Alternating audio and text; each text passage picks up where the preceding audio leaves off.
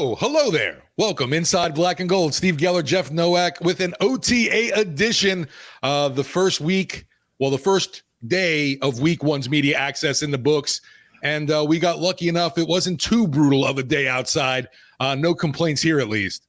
That introduction kind of felt like an episode of Blue's Clues, like where like Steve is just kind of like putting around him. He's just, oh, hey, thanks for coming. It's great to see you guys.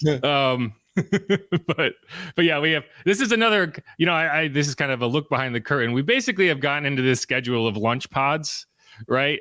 Most people don't realize this, but like we record most of our episodes at like noon because it just happens to be like the time of day where, you don't have to worry about the show. Like you have time and I have time to get stuff ready prior to the show. And so like we've kind of just gotten on this schedule inadvertently of like recording lunchtime podcasts.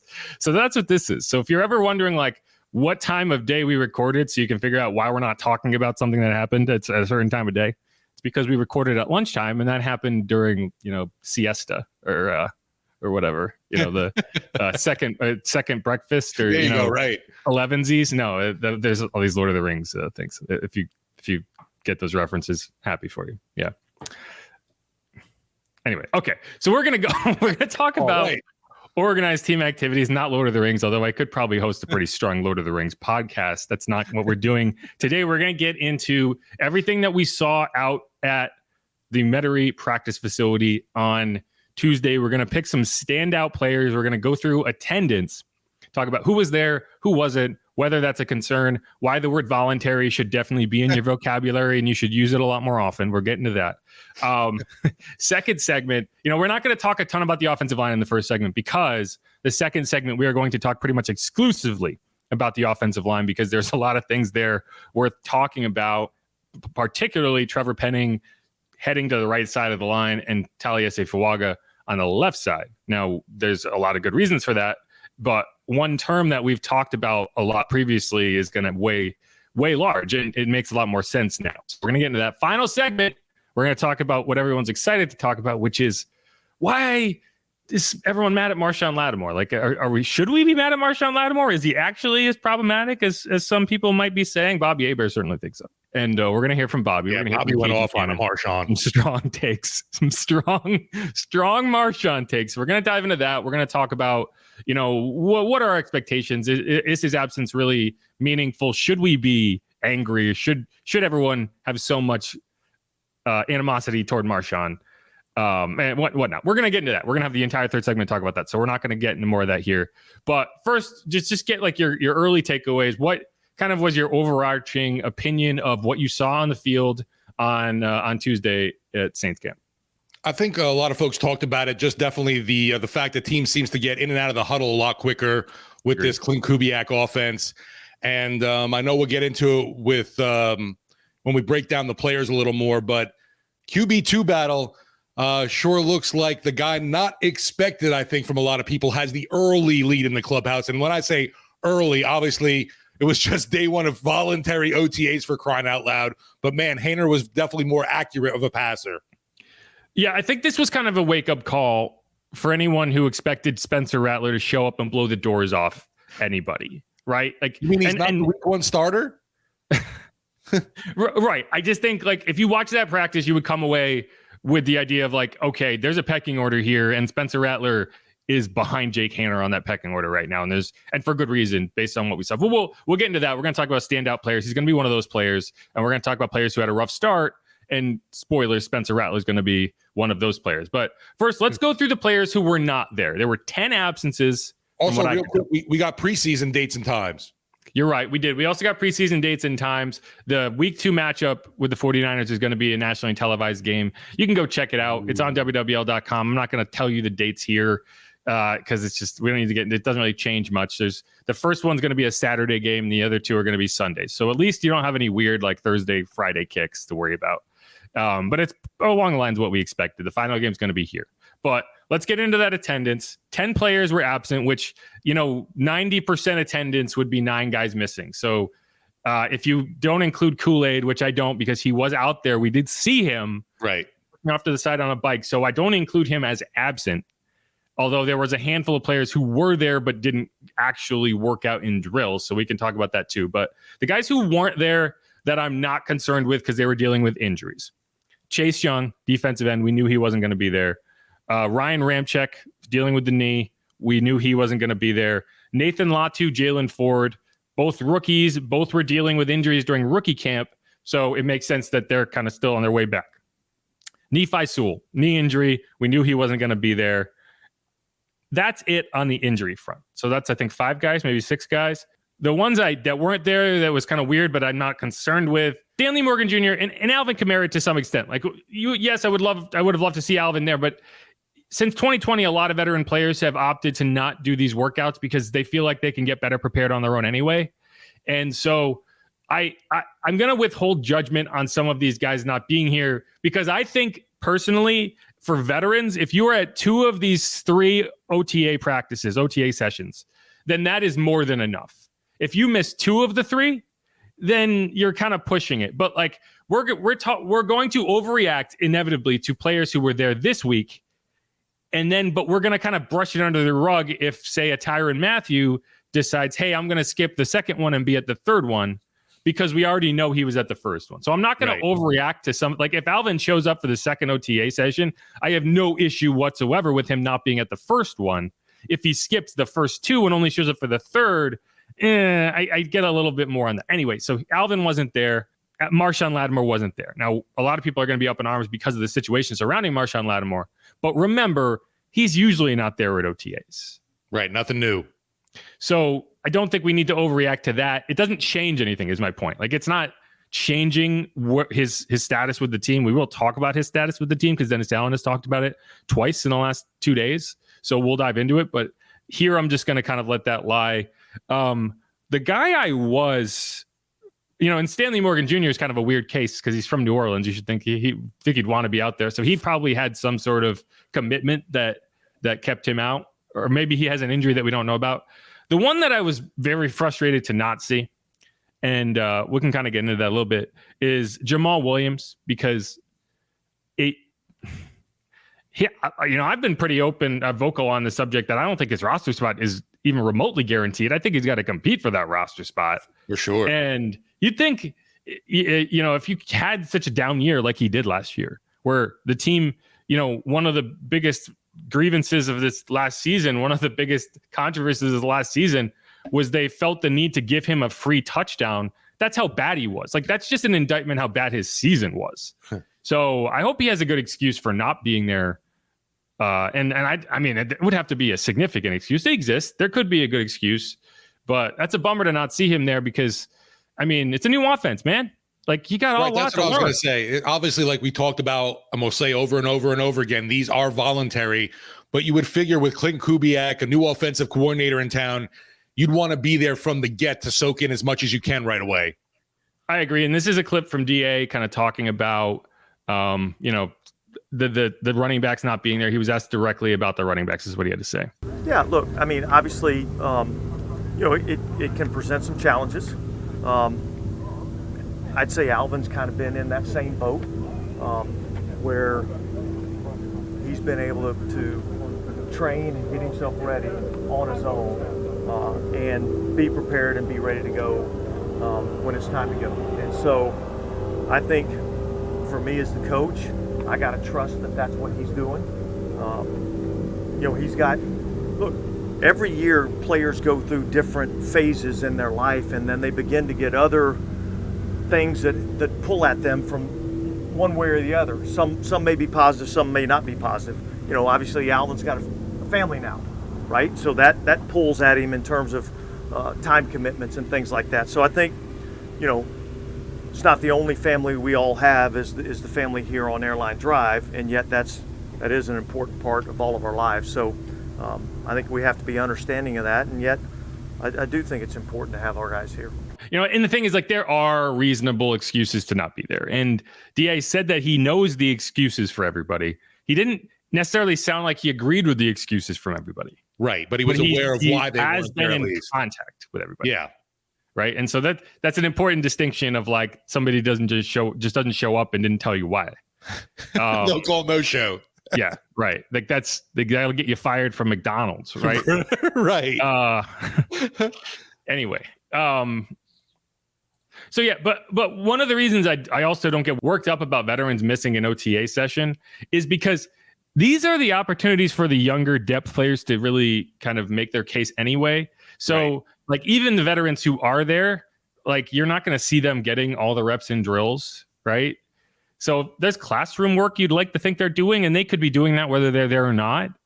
But like, I want to see Jordan Mims. I want to see Kendre Miller, right? I want to see the guys who aren't going to be getting the lion's share of the reps in the full training camp getting opportunities here. So it's not the end of the world. And I think Jordan Mims is setting himself up to be a legit contender based on what we saw at rookie camp. And my caveat there was, hey, he isn't a rookie, so he should look better than all of these rookies that show up and he's competing against, and he did. But I thought he was the best looking running back out there. I know Bobby Hebert agrees with that take. But yeah, so that's the attendance. Hopefully you get at least one of those running backs. I sure hope to see Jamal and Alvin there next week. But again, I'm going to withhold judgment on that for now. What's rough too, obviously, we're not out there Wednesday and Thursday. They could be here right now and we just don't know it. That's true. Yeah, we're just making assumptions here. But all right, so we're going to kind of get into some observations, some standout players now. So I'm going to flash up the highlight package I recorded from the sideline. Give me 1 second to do that, and we'll dive into it. So a couple notes off the top before we get into the standout players. Taysom Hill, one of the big questions this offseason is going to be, what's his role? How do you incorporate him into the offense? How does Clint Kubiak's scheme kind of envelop him? And for now, it kind of seems like the idea is we're going to have him do a little bit of everything. And that's what Clint has said, and that's what makes sense. We saw him working at fullback in yesterday's practices, doing drills with the fullbacks. I can't recall seeing him do that before. We've seen him do drills with tight ends. We've seen him do drills with quarterbacks, but he was working on blocking. They were rolling that big O out there, and he was hitting it. And I think that's kind of what you're going to see. He's going to do a little bit of everything. He's going to be the jack of all trades, and that will include being the fullback in certain situations. So, and that's good. That's what I want to see. One thing we won't see is him lining up at quarterback in OTAs or minicamp, because Dennis Allen talked about it. It's like those reps are so valuable for these guys as they learn the offense, including the two young guys. It just doesn't make sense. But Taysom Hill QB reps aren't going away, so we'll see. Yeah, with Taysom, obviously, seeing him in the fullback role wasn't, that eye-popping or surprising, I should say, just because he does basically everything in this offense. The comparisons now are being drawn, obviously, to a guy like Kyle Juszczyk, who was in that San Fran offense. Can Taysom be used in that similar way? Yeah, and for good reason. Like you should use him explore in that. Right. And he presents an opportunity to do even more because he can throw the ball at a moment's notice, right? So if you want to get a little more complicated with the reads, he's the guy to do that with. The other thing that I saw yesterday that caught my eye, motion. First day of OTAs, you're really just kind of milk toasting the offense and getting everyone on the same page. They were doing drills where they were drilling motion. And for that to happen on day one, I think is just really telling of how incorporated that's going to be and how important that's going to be into this offense. So, that's just kind of something I noticed. Like you'll see that in the highlights package if you want to check that out. It's playing to our left on YouTube, but if you want to go find the individual package, you can and kind of check that out. But you see in drills, they are having guys motion with just routes on air. So it's something that's going to be an important part of the offense. See, the highlights are on the right for me. Well, I'm talking about it as if I am. So you're talking about it as if you're looking at the screen. Yeah. I'm talking about it as if I'm the person in the screen talking to the person watching. Whoa, man. So that's why it's on my left. I got you. But yes, you looking at the screen that you're on would be to the right. You get what I'm saying? Yeah, definitely. I got you. It's the difference between being on the left and on my left. Heard that. And that's the opposite of stage left. And I don't know why we're still talking about this. But all right, let's move on. Let's talk about some standout players, and I'll start. The first one is obvious. It's Jake Haener. He switched into the number 3. I know Bobby is thrilled about that. And so let's hear Bobby Hebert's take on Jake Haener, who, I think if you ask anybody, this was a top-end performance from him on a day where, I think everyone kind of came in with unsure of how this kind of competition was going to start. Maybe Spencer was going to show up and look like the for sure backup for sure number 2 guy. And I just don't think that was the case. And let's hear from Bobby. I can tell you right now, there's no way in hell Spencer Rattler's beating out Derek Carr this year. Now, I don't know about the future. You think about all that. I don't care look at his strong arm, how he can spin and all that. That's all fine and dandy. Spencer Rattler needs to worry about beating out Jake Haener, which I don't think is going to happen. And I'm not just taking up for Jake Haener because he has my old number 3. Give me a quarterback. Okay, I would love them to have a strong arm, an unbelievable arm, and they're accurate. If you can pick, you only can pick one. Give me the accuracy before the strong arm. That's not even close. I just look at Drew Brees. Jake Haener can spin it. He can throw it, and Spencer Rattler. But Jake Haener is more accurate with the football. That's where I think right now Jake Haener is above and beyond Spencer Rattler with the accuracy. And I agree with that. And he was really accurate yesterday. And, the one incompletion he had, I think he only had one incompletion. And I would argue that it was a penalty on Shamar John-Charles. And he laid the ball on a go down the right sideline, right into Equanimeous St. Brown's lap. And Equanimeous couldn't make the one-handed catch. But I think you would have got a pass interference there because it was clear that he had his arm pinned to his side, right? Definitely hanging, right. Like, that's not on Haener. His worst throw was actually the best catch of the day. And that's kind of the funny thing about accuracy in quarterbacks is like, if you're just slightly inaccurate enough, you can create some very spectacular moments, right? Look at Odell Beckham's signature catch, right? Yeah. If Eli just puts that on him, just a ho-hum touchdown grab, not this insane over-the-shoulder catch. Eli and Odell was like a match made in heaven because Eli was always just slightly inaccurate, and Odell was always able to go get a crazy ball. And it made for some of the most fun moments. But like Jake was just, and that was the case for A.T. Perry, right? I'm talking about A.T. Perry's only target of the day was high and behind him, and he kind of just went up with one hand, tapped it down to himself, and caught it, right? And so he's one of my honorable mentions, AT, just because he didn't do a ton, but I think he's kind of flying under the radar. He's going to have a good season. Jake, there was one play where there was a high snap, and it's like you could quit on a play because there's a high snap, right? Right. Like there's no one would have been like, if he messed up that play, right? If he just made a bad read or dirted it, and be like, it's not his fault. There was a bad snap. But he reacted to that bad snap by setting his feet and putting up a go ball to Chris Olave, which was on a dime. Unreal. And Chris played it perfectly. Chris, again, Chris is ready to be a star. It's just a matter of if he's put in the right position. And the reason that play that worked was Rajon Wright. Is that his name? Rajon Wright? Yes. He was in perfect position. And the reason he didn't make a play is because Chris did not move his hands until the last possible second. He basically just caught it like this. And it's something that Chris can do just kind of naturally, is just make those catches without having to really put a lot of effort into it. Yeah. And you kind of felt bad for the corner because he was in perfect position. He had no idea the ball was there because Chris didn't tell him, and it was definitely one of those plays. Unfortunately, obviously no one's allowed to film during that part of the practice. Oh yeah. It was one of those plays that if you saw it in a game, you would have been like, whoo. Right, jaw dropper. And that was the type, and we'll talk about Spencer in a minute here, but Jake, I'm not going to hold yesterday against Spencer because it's his first day of practice, kind of baptism by fire. You're playing at NFL speed really for the first time because rookie minicamp, you're playing against rookies. You're essentially playing in college. But I will give Jake a lot of credit for the way he came out and looked, because I think he created a lot more confidence in his ability to go out and win that job yesterday that I would say probably didn't exist with a lot of people going in. No, yeah. The Spencer Rattler hype train was definitely at an all-time high going into OTAs. And I'm curious now fans start to ease off of that a little bit and realize, all right, great value they got in the 5th round, but man, this kid is still obviously a very developmental piece.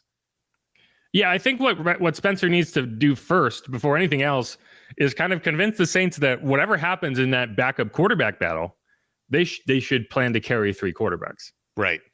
Because whether he beats out Jake or not, you got to be good enough that they don't feel like they can cut you and keep you on the practice squad. So that's got to be his first order of business. But Peterman didn't throw a ball yesterday, huh?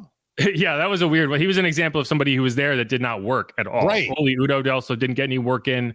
We'll talk about him with the offensive line. Yeah. Like the Jordan Howden, I don't think really worked in drills either. There was a good number of people who were in attendance because attendance is, what you wanted to be there, right? But didn't get any work in from a health perspective. So we'll talk about that. But just a couple more guys, we're not going to get into a ton about any of them.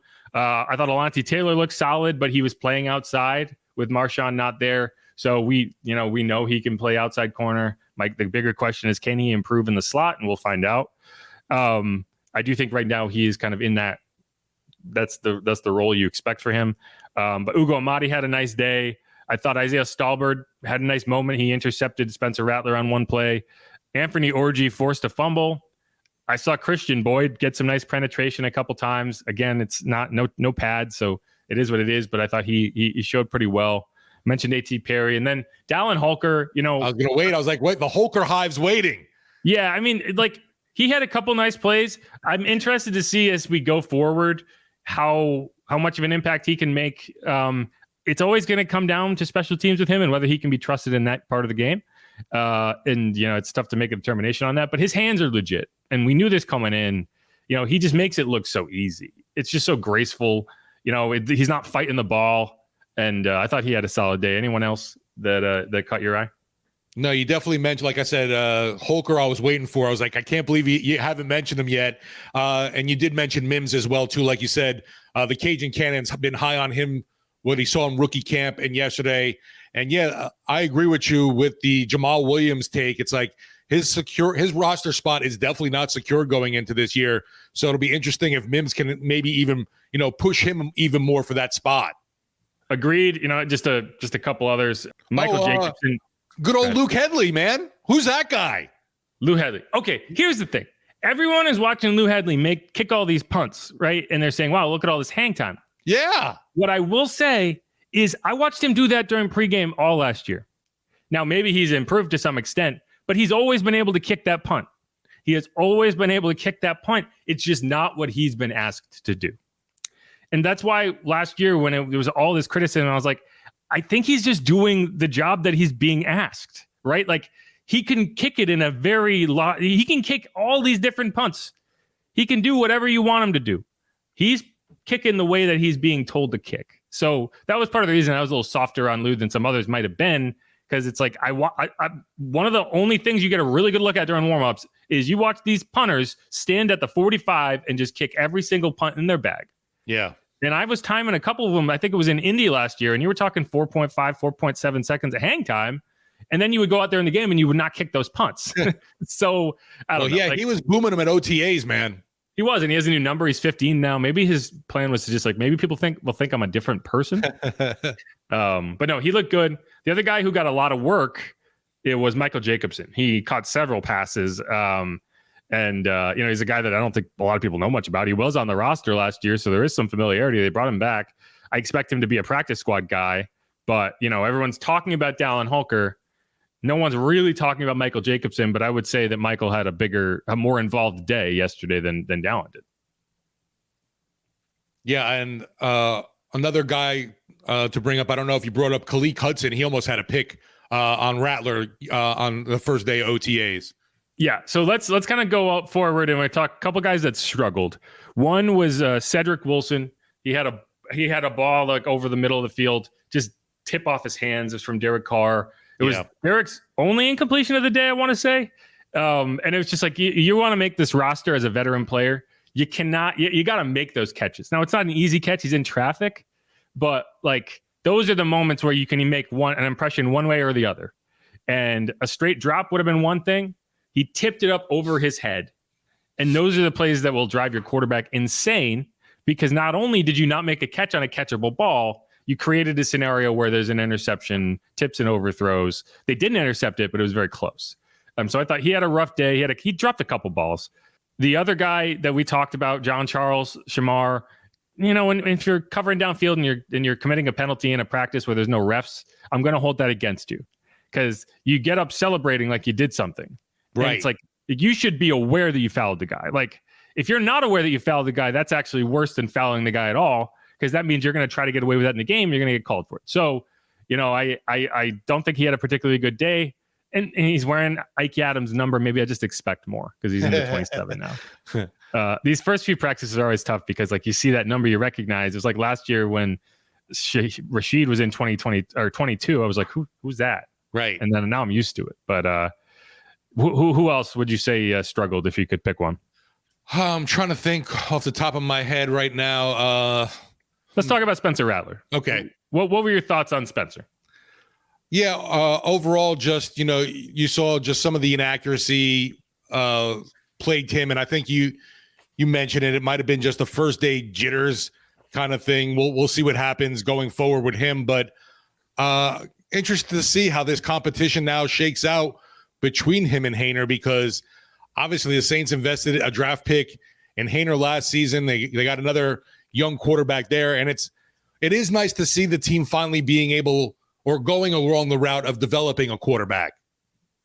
Yeah, and I'm going to be a little critical of Spencer here, and it's just because I have high expectations for him, and don't take this as me hating on Spencer. But he had a rough day. He just did.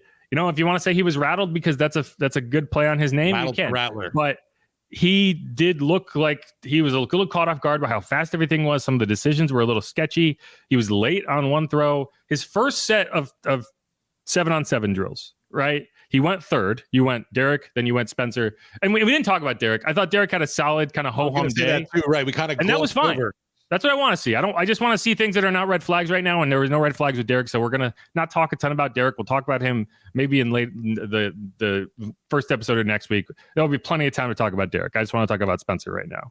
And that first run of 7-on-7s was brutal for him. His first throw was his only completion of that set of 4 passes, and it was to Adam Prentice, and it was a bad ball to Adam Prentice. Adam turned over his inside shoulder. The ball was supposed to come inside, and it actually went outside, and the only reason it goes down as a completion is because Adam made a great play on it. But that's your fullback. Like, you got to make life as easy as possible if you're throwing an out to a fullback or a flat to a fullback, and he did not. And Adam made a good play to save that rep. It was a bad throw. Next ball, Jermaine Jackson over the middle of the field. I wrote down high. Yeah. Because if Jermaine went up, probably could have caught it, but it tipped off his hands. Another ball that could have been intercepted. It wasn't, but it was one of those tipped over your head. Now, if that's any other receiver, is that a high ball? Probably not. But you're targeting the 5'7", 5'8" guy over the middle of the field. You got to be more accurate than that. And so that wasn't a terrible throw, but given the target and what you have to do with that ball, and it's just kind of part of the difficulty of having a small wide receiver, right? So, I'm not going to hold that against Spencer, but it definitely, it's his second time throwing to Jermaine, so he has familiarity with Jermaine. And that was another rough throw. Next play, targeting 35. Jake Haener. Yeah. The UL kid. And kind of a late decision. Ball tips off Capote's hands, gets intercepted by who's number 30? Hicks. By Faion Hicks. Yeah. It might have been Faion Hicks. I don't know. I can't recall who had the interception, but it was a tip ball, landed in the defensive back's hands or the linebacker's hands, whoever it was. But it was a tip ball, got intercepted by the defense, and that's an interception. So now you've had a rough throw to the fullback, 2 balls that could have been intercepted, and 1 that was. Your final throw was laid over the middle. Kalike Hudson stepped right in front of it and should have had a pick. Right. So, realistically speaking, he had 4 reps in 7s. 3 of them probably should have been picked off. So that's just a rough start. There was 1 rehuddle during that segment. Then 11 on 11s, you had 16. You had a play he overthrew Bub Means. It was it was a go ball. It wasn't. I'd rather him overthrow that ball than throw an interception in that situation. So he's just kind of getting used to that. I'm not going to give him any grief about that. Next one, he completed the ball to Dallin Holker. A nice ball kind of in the flat. Then another rehuddle. You heard Clint Kubiak kind of laying into him, like, lead the team, Spencer. Like, I need you to lead this huddle. And so you're just, it's a rookie thing, right? Like you're seeing some of the challenges that are presented when you're dealing with a rookie quarterback. And that's what you had. Next play, another completion to Dallin Holker. And so, I like Spencer. This was I think it was kind of a welcome to the NFL moment for him. and we'll see how he responds. I think he's going to respond well. Like, again, I'm not going to hold this against Spencer any more than I would any other rookie quarterback in his first practice, but the expectations for him are really high. So I think it's just important to kind of address it. And again, if you thought that he was going to go out there and just blow the doors off of Jake Haener in this backup quarterback battle, it went the exact opposite way. So those are just some of the guys that I think, they're going to watch the film, they're going to make corrections, but they're the ones that will have to make some of the most corrections. And what you mentioned with Rattler, that's what's unfortunate. We don't get to be out there for another week just to see how he progresses in day 2 and day 3 at OTAs, because I definitely feel like Spencer was a little bit too hyped for day 1, and that's why you saw there were a lot of high passes. Yeah, like the ball that tipped off of Cabote's hands, I think he probably just put a little too much heat on it. You could say the same thing for the ball that was too high for Jermaine, right? Like, you need a little bit more touch in that situation. Sure. And it's just, I think he probably was kind of like out there. The media was out there. He's probably kind of hyped up, first real practice, and put a little too much mustard on it. And that'll happen. That's what you learn, the situations you learn from, right? Rookie. And so this is the baseline that he set, and now we need to see him tick above it every practice. But yeah. Anything else you want to add before we move on? Yeah, and definitely nothing damning with Spencer, in day 1, obviously. It's not like, oh, man, I don't know what people are seeing. This is going to be a problem going forward. It's just, day 1, and obviously we don't want to see it next week when we're out there again. Yeah, 5th round pick, right? And this is what I was trying to tell people in terms of, like, I'm not trying to trash Spencer Rattler. I'm just telling you to pump the brakes because there's development that has to happen. And setting an unrealistic expectation is doing no one any favors. It's definitely not doing Spencer any favors. And again, I think the first order of business is for him to make sure that this team, if he doesn't surpass Jake Haener throughout this process, doesn't feel like they could sneak him on the waivers, onto the practice squad. And so we'll see. But either way, let's move on. This is Inside Black and Gold. We're going to talk more about what we saw at OTA, specifically about the offensive line. Then final segment's going to be on Marshon Lattimore. I'm Jeff Nowak. He's Steve Geller. We will be right back.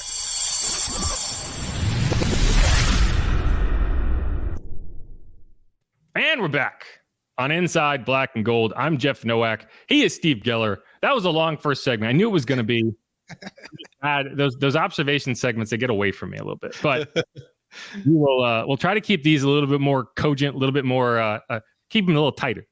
And this one, is just a group that we're hoping things can be a little tighter with. Amen. And this is going to be the entire segment. We're going to talk about the offensive line because a lot has changed.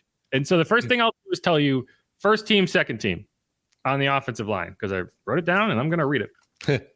So right tackle, Trevor Penning. And that was kind of right.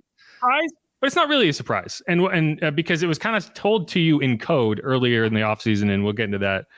Right guard, Cesar Ruiz, obviously. Center, Eric McCoy. Those are the 2 spots that we already knew about, set in stone. That's no question there. Then left guard, Nick Saldiveri, which I'm glad to see because, I think it's unsure like how the team feels about Nick, right? And if he wasn't in that spot on day 1, then it's just not a good sign that they're feeling confident in him. It doesn't mean he's going to win the job, but it does mean that they're going to give him a chance. And that's all you could hope for right now. So it's good to see him out there at right guard ahead of some of these veterans. And then left tackle, Taliese Fuanga. It's a bold move to just say, hey, we're switching these guys. But, we talked to John Benton about why that happened. And here's what he had to say. What have you seen from Trevor so far? Everything's very positive so far. I think, as I said, I think he's experienced, from what I've heard anyway, he's experienced some bad luck.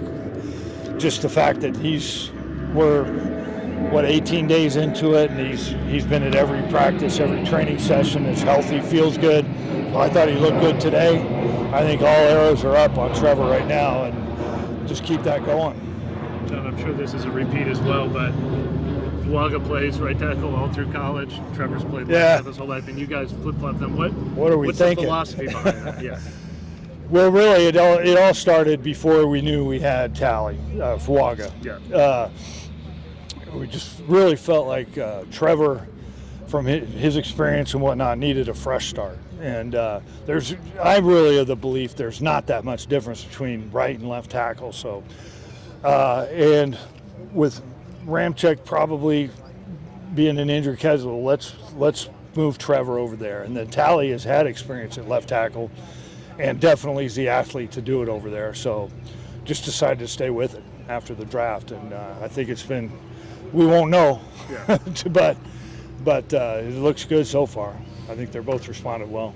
Okay, that was the new offensive line coach, John Benton, talking about the term fresh start, right? Yeah. And we've talked about this on the podcast because Dennis Allen used the term fresh start at the end of last season. And we were like, what does a fresh start mean? Because who is he talking about a fresh start with? And you're like, probably means you're going to fire the coach. Probably means you're going to make some changes. And what it also meant was that their plan was to move him to right tackle. And that was going to be the plan, whether they drafted Taliese Fuanga or not. You could have brought in Olu Fashanu, a more tackle prospect, and you would have done that.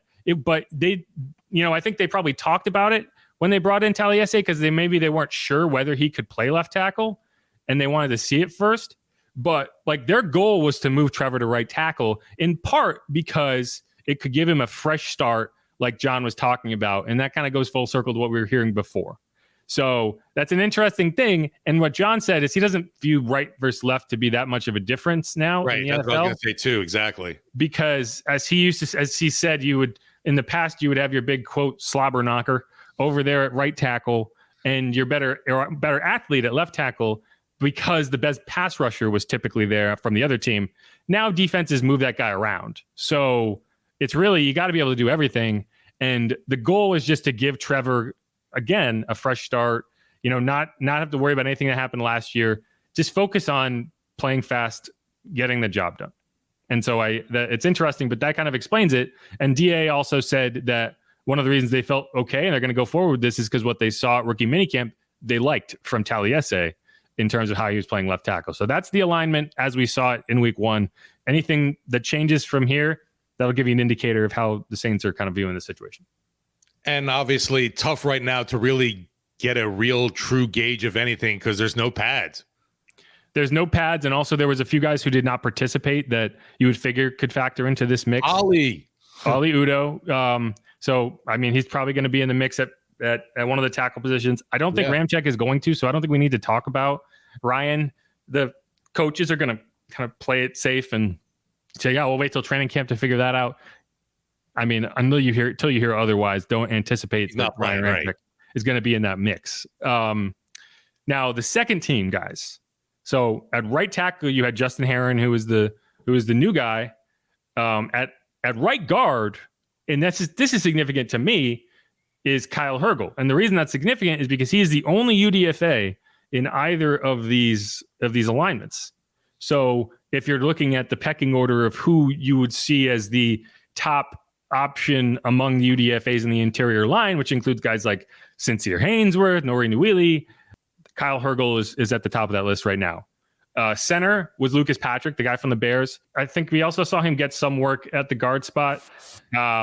We'll see. It's tough to say how that's going to shake out. Shane Lemieux was at left guard, wearing 66, which you mentioned was Mario Lemieux's number. Yeah, very interesting, right? There. And then Landon Young at left tackle, which he had been at right tackle throughout a lot of his career. So I think that's just a good chance for them to continue to cross-train him. So ideally, maybe he could be that swing tackle who you could plug in at either right or left in a pinch. But that's how it kind of shook out on day one. Like the Nick Saldiveri thing, I don't think it's necessarily an indicator of this is how it's going to look. There's going to be a ton of time and a ton of options and guys they're going to try out there. But we'll see. But that's just, like I said, when you spend assets to go get a guy, especially in the fourth round, you really want to see something out of him. And the issue the Saints have had is they just haven't gotten enough out of their draft picks over the last several years. And it sure would be nice to see something out of Nick because he's a guy on a team, on a team-friendly rookie contract. If you can get him on the field this year and get a couple strong years out of him and develop him, that's a positive thing. So I'm interested to see how that works out. Another guy too, I don't know if you mentioned Mark Evans wasn't doing anything either. Yeah, that's good. Yeah, I'm glad you mentioned that. Mark Evans is another guy who could factor into that mix. Second-year player. He was here last year. I think he's more of a tackle option than a guard option, but we'll see. The other thing about a lot of these interior linemen is most of them can play center. Nick not really play center. I think he could in theory, but it's just not what you've done with him. But Shane Lemieux has played center in the NFL. Lucas Patrick has played center in the NFL. Kyle Hergel can play center if you need it. And obviously Sincere Haynesworth is a center. So, if the Saints want to kind of stock their roster with guys who could cross cover between center and guard, they have the options. One more thing I want to talk about in terms of concept before we move on. And it kind of came from Eric McCoy, and he was talking about how this is a offensive line friendly system from Clint Kubiak. And here's the clip of Eric talking about that. I would say that it allows the athletic guys on the line to be athletic. I mean, you have guys that can freaking move. You got C's, you got Trevor, you've got Nick, you've got left tackle, Tolly, rookie, my bad. Those guys can freaking move, and I think that'll be beneficial for them to get out in space and really roll guys off the ball. Is that kind of just what was missing maybe from the run game last year as you didn't get to the second level? Yeah. You didn't mention yourself. I'm sure you were being humble, but I mean, does man. moving suit you? I'm an old man now. No, I love moving. I'd say it's my favorite part of the game. Reaching people, getting to the second level, I would say it's a mainstay in my game. Those are things that I'm good at. I was naming the guys around me. Build them up. I know how it works. So what they're putting in fits you. That would be safe to say, right? Yes, absolutely. I left myself out, But yes, absolutely. What's your appreciation of this offense? Have you been in any version of it at any point? Have been exposed to any version of it, or have you always appreciated it? I mean, obviously, a lot of these have Texas A&M roots. But I have appreciated it. I mean, if you watch San Fran, if you watch Minnesota when Kubiak was there, those were beautiful offenses, and they were very, very offensive line friendly. You're running the ball, you're getting play actions in. And those are things that I think we can be really good at. But I don't want to just talk about it. I say that every year. I want to actually go out and execute it and do it. And yeah, so the premise there is, hey, we have a lot of really good athletes on this offensive line. And what this offense is going to allow them to do in ways that the Pete Carmichael scheme really didn't is use that athleticism, get out in space, not think so much. And to me, that's significant because one of the things that I've always felt about Trevor Penning is the issue has never been athleticism. I hear that from people. They say he's not athletic enough to play left tackle. And I respond with, that's not his problem. He might be the best athlete on that line. His problem is mental. His problem is technical. His problem is he'll be presented with two options and he'll pick the wrong one. You could either, he'll be presented with the option of, hey, I could ride this guy around the horn or I could chuck him right into Desmond Ritter's feet, and he'll do the wrong thing. And that's what you need to fix. And so a scheme that allows him to kind of get out and use his athleticism as opposed to think too much, hopefully will be a benefit. The other guy, Taliese Fuanga, we asked Eric McCoy about him, and he just said he's a freaking athlete. And he is. And if you want to look at this offensive line and say, there's a lot of uncertainty and we'll have to figure something out, sure. But you can also look at it and say, this might be the most athletic offensive line the Saints have fielded ever. In terms of just sheer athleticism, Ryan Ramczyk on his best day wasn't ever the peak athlete. He was very good, but he wasn't Teron Armstead was the athlete of that. Absolutely right. I was going to mention Armstead, obviously. Eric McCoy has always been top-end athletic center. You remember the clip from the Packers game in 2020 when he was lead blocking like a friggin' snowplow for Alvin Kamara all the way down the sideline. It was a thing of beauty. Cesar Ruiz, another underrated athlete who I think, probably has been not used in the way that you could with him from an athletic perspective. And then Nick Saldiveri, we haven't really seen, but young guy, should be able to move. So that's kind of a wild card. But you look at how things have been in the past, James Hurst and Andres Pete, no. These are not premium athletes. They're good athletes for a 300-pounder, which moving around at all as a 300-pounder makes you a good athlete, but nothing spectacular. Ryan Ramczyk, again, so if you were able, if the only thing that comes out of this season is you're able to take advantage of that athleticism on the offensive line much better than you have, then that should give a little, some optimism, right? Got to be, because we just saw last year there was even, during the season there was some barking going on along the O-line, confusion with some things. And, this season, it's the biggest question mark, I think, for a lot of people going into the year is how is this O-line going to shape up and hold for the year? Yeah. And, again, going back to what Eric was talking about, when you say offensive line friendly, what does that mean? It doesn't just mean something they have fun doing. It also means a system that helps protect the offensive line from putting themselves in situations where they're going to be exposed. Right. And and what does that mean? Well, you get Trevor Penning isolated on Danico Autry, right? Or on Arden Key, and the speed rushers just taking them apart, and you don't do anything to help him. You don't create a situation where you can't get off the line as quickly as he can because it's a play action, or you go in motion and that slows everyone a step down as they try to figure out what's happening. You didn't have a lot of that in the old scheme, especially in the run game. Now, Eric was asked about the run game, and his first reaction was like, I don't want to talk about last year's run game. Yeah. Like, he was like, no, I don't really want to talk about it. And I give Mike Triplett credit, because he was like, how do you want us to ask that question so that you actually answer it? Because we want that answer, and just tell us the question you want to answer. And he ultimately did answer the question in the context of this new offense is going to allow players to get at the edges on the ground a lot more effectively. And it's a lot more forgiving in terms of the blocking scheme, where last year's blocking scheme was all cut back. And if you weren't blocking exactly how you need to be, it's dead, because there's a player coming from the backside and he's blowing it up.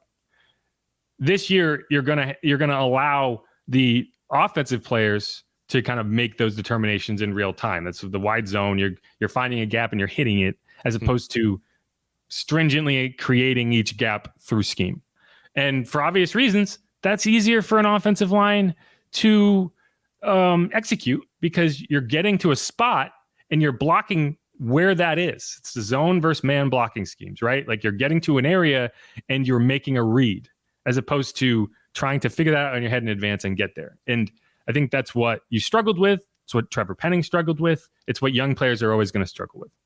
And so, if that helps you in pass protection because you're running more play action, you're doing more motion, then that's also going to help you in the run game. That's also going to help you in terms of just slowing the defense down. And we'll see. Saints, the idea is also that this team plays a lot faster. And that's something that the offensive line is going to have to use that athleticism and fitness to manage. So we'll see how that goes. But I think they do. If your goal is to play fast, your goal is to get out and be athletic, I think they have the right pieces for that. Yeah, the biggest question, obviously, too, Trevor Penning making that switch, and you hoping this change of scenery does help him. Obviously, new position, new O-line coach, and hopefully a new Trevor, because it just hasn't been the best of starts. And I will say, too, obviously, injuries played a large part of that, too, with him. So hopefully Trevor can stay healthy, as well as, be a factor on this offensive line this season, just because, man, they need him. Are they really honest? This team needs Trevor Penning to work out. Yeah, and John had a positive review based on what he said on Tuesday, right? And that's all you can hope so far. I think he probably wouldn't tell us if things were going poorly, but all you can do is kind of go off what he's saying. And yeah, I mean, he needs to dive into it, right? He needs to fully embrace the position switch, and we'll see. I mean, it's tough because you're reversing everything. But if you weren't really doing things correctly on the left side to begin with, then reversing things shouldn't be that difficult, right? What's funny is like my first go at taking attendance for the O-line there, and I didn't see 70. I'm like, you got to be freaking kidding me. He's not here. And then I was like, oh, how could I miss him? Yeah. Well, I'm hoping that the coaching resonates a lot more too, because I think that was a big issue. Sure. And that's why you ended up seeing him get benched rather than identify issues and improve on them, right? That's an indictment on the coaching, because it's a statement that I can't work with this guy. I cannot get him to a point where this is going to be a positive for everyone involved.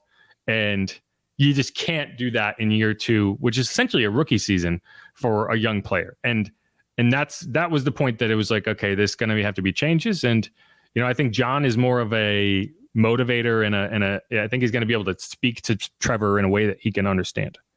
And, I could be wrong. We don't know. We've seen one practice, but with no pads. That's it. Anything else you want to mention before we move on from an offensive line standpoint? No, just obviously interested to see more of them come training camp. And obviously, like you mentioned, there's just good vibes coming from a guy like Benton, and hoping that translates into a much tighter, cohesive unit. Yeah, well, yeah, the other obvious thing is like if the left side of that line ends up being Fuaga and Saldiveri, I sure hope Derek is ready for that. Because like I'd like to see them out there. But, it's essentially two rookies. Yeah. It's going to be two guys making their NFL debut in week 1, if that's the case. So, see, that's why those joint practices, too, coming up are going to be so freaking crucial, too. Yeah, that's why I wouldn't be surprised to see Saldiveri maybe take a back seat, like get a lot of reps, get a lot of first-team reps, and then you end up pushing a veteran into the starting role, at least at the beginning of the year, just because having a first-round rookie who you're going to almost definitely play on week 1 on the left side, and then having a guy making his NFL debut right next to him. Man, Shane Lemieux's an interesting cat. Unfortunately, the guy has been injured just about every season I think he's been in the NFL. Yeah, and so like I wouldn't be surprised if like you create a situation where, hey, Nick, we want you to be a part of this. Like you're going to be the first guy off the bench if we need somebody in that spot. But we're going to go with the veteran because we feel a little more comfortable with him starting week 1. And then, hey, maybe you make that switch in a couple weeks, right? Once we see what Taliesin looks like over there, because you just can't afford to have both guys getting rooked in week 1. In a game you have to win, right? So we'll see. Absolutely, yeah. No, it's like stay tuned, like we keep saying, because it's just hard to gauge anything up front in the trenches right now. Agreed. But all right, let's wrap up that segment. We're going to come back. We're going to talk Marshon. No, not Marshon. Marshon. But hey, he may not be on this planet for all we know because we haven't seen him in. Gosh, you probably would have been able to get to the moon and back by the time in the amount of time that we miss you, Marshon. We miss you. Yes, yes. The Marshon.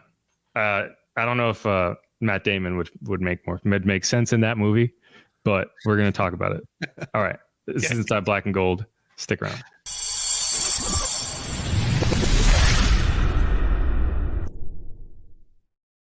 And we're back.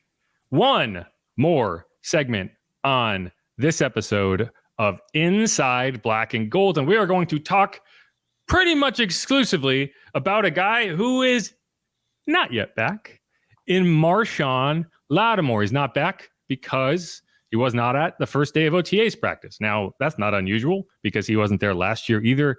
A lot of veteran players have stopped going to these, and it really does kind of emanate from that 2020 season when they canceled them. And a lot of players were like, if I can do this on my own and you tell me it's voluntary, then don't get mad at me for doing the work on my own, right? The problem is when you have guys like Cam Jordan, Demario Davis, Tyrann Mathieu there, and it's like, well, what the hell's your excuse then? Yeah, Cam ruins the curve for everybody. Everyone, people to that standard. But you can criticize it, and Bobby Hebert is always on top of that. So we're going to hear from Bobby. He's got some strong takes.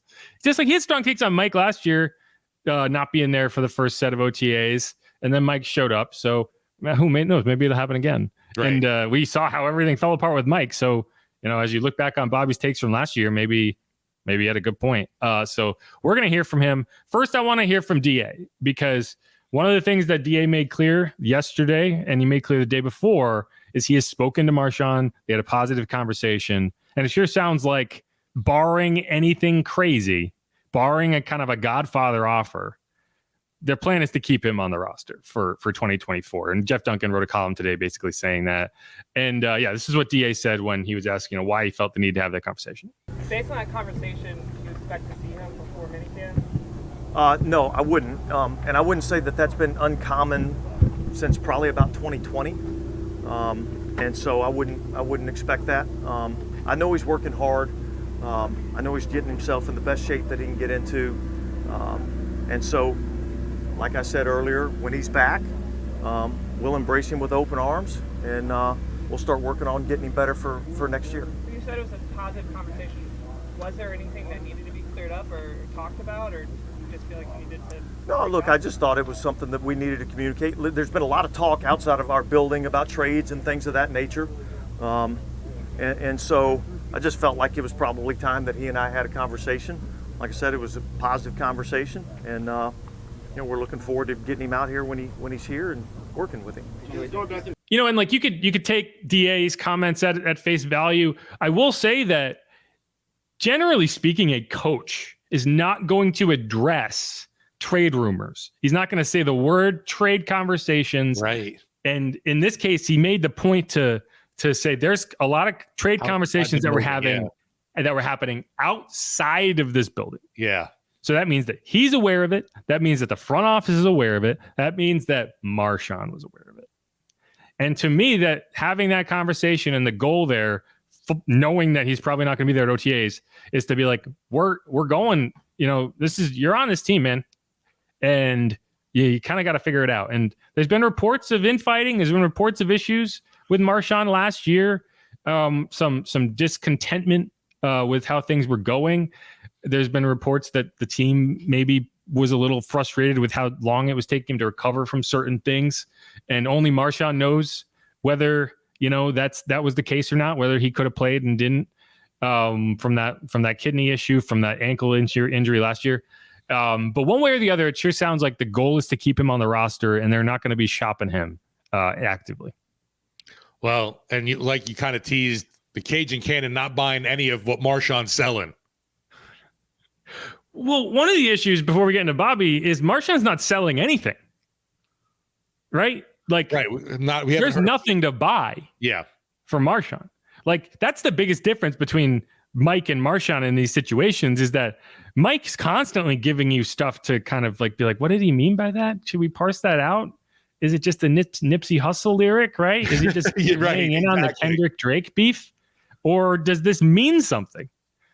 Or should we just kind of not pay attention? Marshon, he is active on Instagram, but it's always like workout videos and stuff like that. So like, honestly, it's not even workout videos. It's just kind of just nothing to write home about. Like, we don't even see workout videos from Marshon really. But he's always in shape. He's always doing the work. But again, like, we haven't talked to him since the last training camp. So we just don't know what's going on in his head. Like, cause he hasn't told us. And so, yeah, let's hear from Bobby.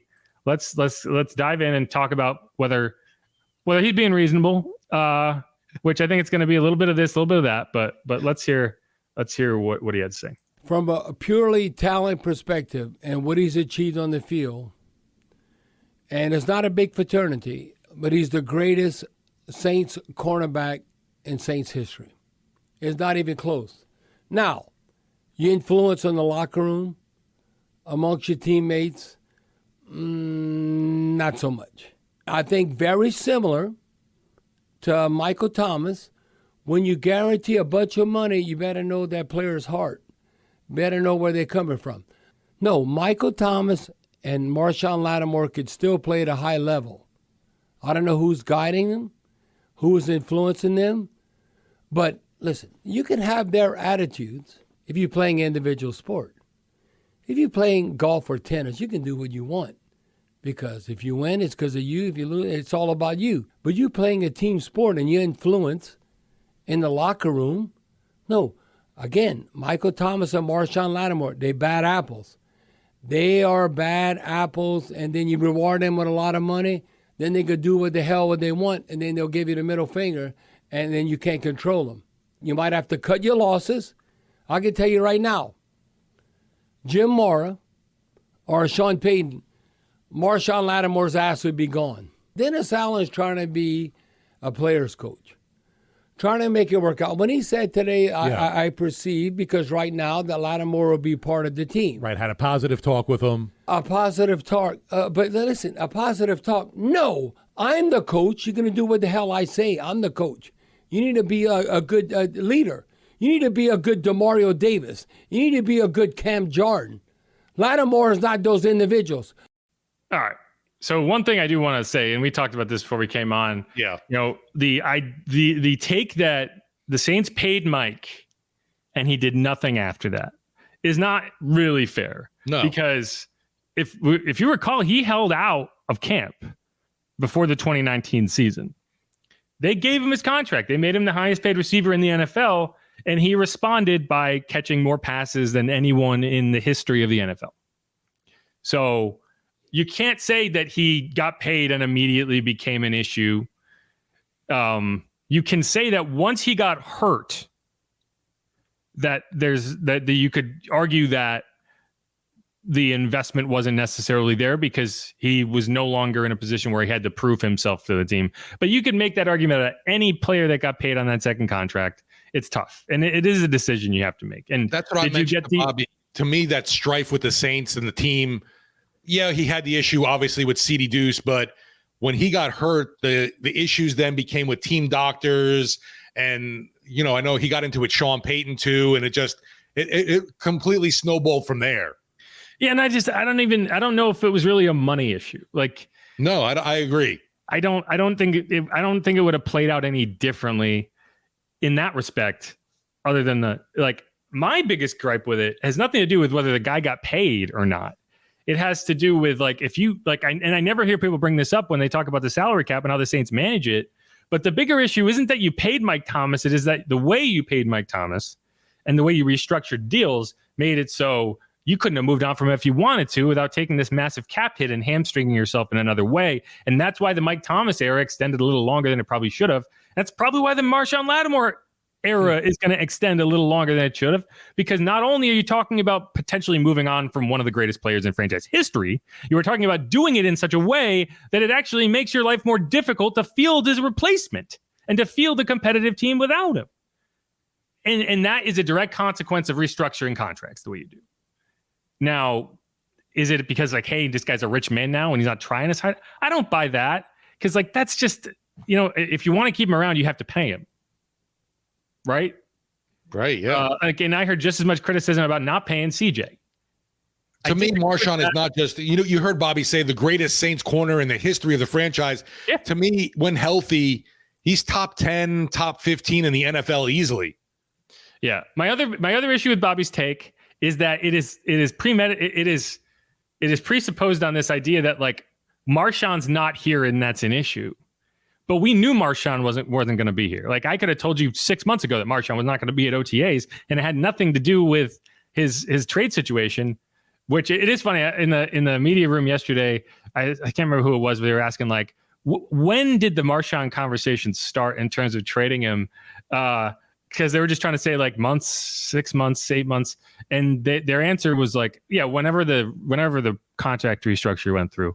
And I stopped myself from trying to toot my own horn and be actually, I was talking about it in week 15. But it had nothing to do with it was just something that made sense to me at that time. I'm not saying that I started it, but I was talking about this before anybody else. Anyway, back to the situation at hand.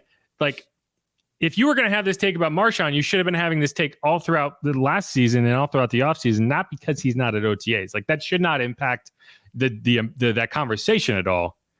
That said, I do think that in the sense of that locker room last year, and Bobby used the term bad apple in the analogy of if there's two bad apples in a barrel and you allow it to sit there for a while, the entire barrel gets spoiled because it has an impact on every other apple in that bunch, right?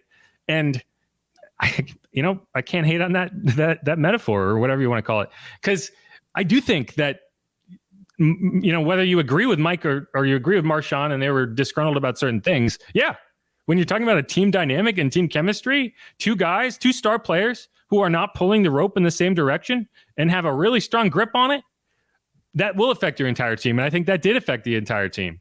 Now, and Bobby was bitching about Lattimore last year because he felt at the end of last season he was milking that injury and could have been on the field when the team really could have used him. Yeah, I mean, I can't tell you whether Marshon was healthy enough to play or not. Only Marshon can tell you that. Exactly. But I can tell you that I have heard the same things about disgruntled infighting and stuff like that. And we know it was happening with Mike. Right? So it's not exactly hard to kind of envision that scenario where Marshon was not having it and was giving it right back to the coaching staff. And, that's something that if you can fix it, if you can get back to the point where everyone feels like they're pulling the same direction, then you are better for having Marshon on the field. If you can't, and you end up in a similar situation to last year where the guy ends up going out the door anyway, and he does it in such a way that you have to talk about it even more because it's just a disaster. Yeah, that's a problem too. So I don't know. Like, I'm going to give Marshon the benefit of the doubt. We are going to hear from Marshon. He's going to talk eventually. He is going to be there at camp, right? He's not going to hold out because it's too expensive to hold that anyway. Well, it'll be interesting, obviously, because the mandatory mini camp will be after that June 2nd deadline when the cap hit would go down for a trade. Yeah. So if he is going to get traded, I don't know. Like, it's funny because now the only reason it would make any sense, it wouldn't make a ton of sense. The only reason it would have made any sense to trade Marshon prior to June 1st was because you were going to be able to get a great asset in the 2024 draft. Right. Once the draft went by, you might as well have just fast forwarded your takes to June 1st, because if he is going to get traded, yeah, and I think that's a big if, it would make literally zero sense to do it before June 1st. There would be no upside, and it would only be more expensive for the Saints. And it wouldn't really affect his other team because their camp won't start until July anyway. So that's why I'm holding my breath on it all, just because obviously, what is Dennis Allen going to say? Of course, he's going to say there's positive conversations. At least there was that, though. I'll say at least him and Marshon were in discussions. But that happened last year, too, with Mike T. He went out to California and had a meeting with him in person. So it'll be interesting to see. Obviously, it's like a little bit of a soap opera going on here. Oh, yeah. No, I agree. And here's the thing. Like, the Saints are setting the table this way for a reason. And it's the same reason I've been saying, hey, you need to make sure that you can keep out Marshon Lattimore on the roster. That it is not a blow it up because it's going to, before it blows up on you situation, the way it was with CJ Gardner-Johnson, right? And that's what's happening. That's what they're doing. That's what DA's trying to do. Bobby says DA's trying to be a player's coach. And like, yeah, he is trying to be a player's coach. But I disagree with the idea that Sean would have been like, get the fuck out of here. If this was an offensive player, if this was Brandon Cooks, yes. On the defensive side of the ball, it's always going to be on the defensive coach. And I would argue that you would fire the defensive coach before you were forced to trade your star defensive player. And I think that's kind of what DA's trying to figure out right now. And so, yeah, I mean, if this was, if you want to say this is a Brandon Cook situation on the defense, maybe. But right. I don't know. We haven't heard a closed mouths don't get fed soundbite from a Lattimore. We haven't heard anything from Lattimore.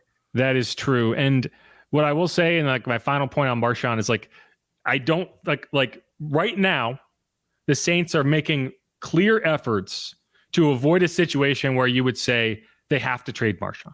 Agreed. Right. And for good reason. They should. That said, the whole point of that, in my opinion, is so that people aren't wasting their time making offers that in that vein. Like when other teams know that you are having to trade a guy because you're not going to pay him, because you're not going to do this, you're going to get the L'Jarius Sneed offer. Well, like Philly did to this Saints with CJ. Exactly. When a team is like, we need that guy because we feel like that's the missing piece, then you can get an offer more representative of that guy's skill set. And if that doesn't exist, it doesn't exist. But believe you me, I don't care what public face they put forward. If the right offer comes in, Marshon's going somewhere else. But it has to be the right offer. And a problem with that, obviously, we know the talent is there, but we haven't seen it the last 2 years because of injuries. Well, because of injuries, but also I don't think he had a great season last year, even before the injuries. Like, he had a really good week one. He just toasted DeAndre Hopkins. Right. But from like week 4 on, from like the Bucs game on, he got toasted by Mike Evans. It was the first time I've ever seen Mike Evans win that matchup. Yeah, I agree. He did. Then he got kind of eaten up by the kid out in Houston, Nico Collins. Right. He lost that matchup. And I would argue that he was not that dominant player. He did play well against the Jags. I'll give him that. But I don't think he was the dominant player that you needed to see for several games that year. So I don't know. Yeah, and I'd like to see him get back to that, because I think when you do have that, this defense is a lot different. You can play without him, but you're better with him.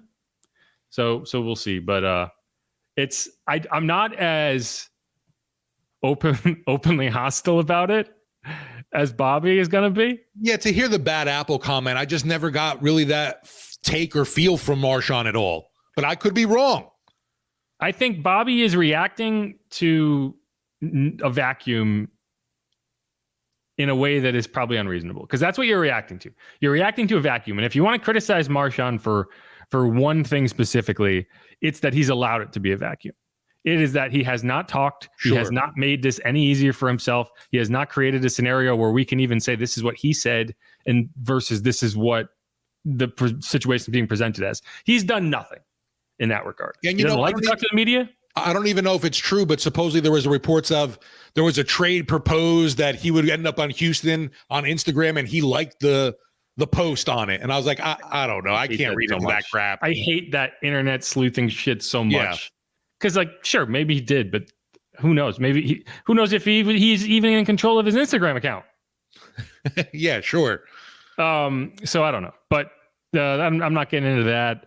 And heck, maybe he does want to play for Houston. Who knows? Again, who knows? But it's a vacuum.